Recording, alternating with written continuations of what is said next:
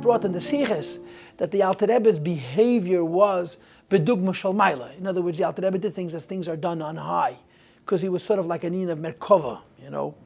The Alter Rebbe would say this about his Rebbe. The Alter Rebbe said about the Mezitcher Magid, he says, my Rebbe wouldn't move a muscle, wouldn't move his hand, side mod goizer given la maila as a rukt on dem hand, unless they would decree on high that he should move his hand.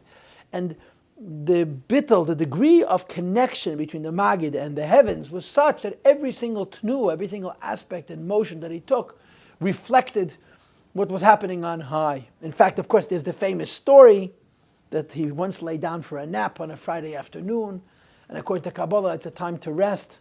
And a Baran HaGodel, a Baran Stolin, a Baran Karliner was sitting in the Mezitcher Magid's Beis Medrash saying Shir HaShirim.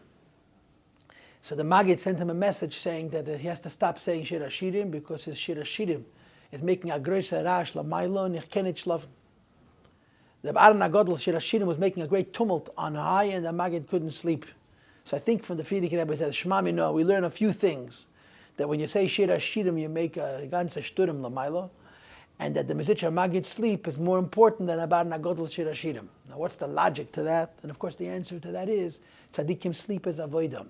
Merkava felakus. And from what we know, the Alter Rebbe was the same way.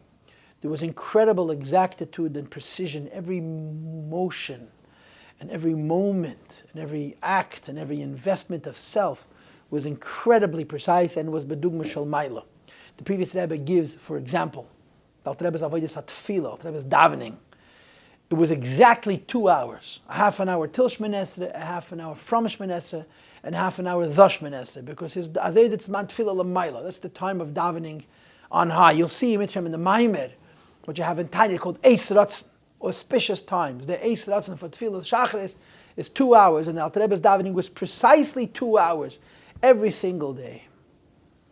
And there are innumerable examples of this obsession with exactitude in the Alter Rebbe's person. And one of those are his writings.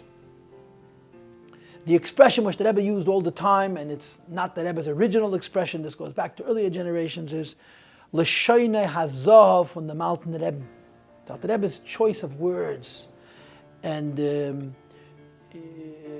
power of containment and exactitude in writing is consistent with everything else in the Alter Rebbe's life and perfection.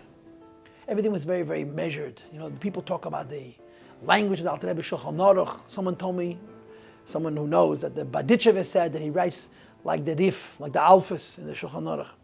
And of course, this is most expressed in the precision that he invested in the Tanya that he spent so many years writing.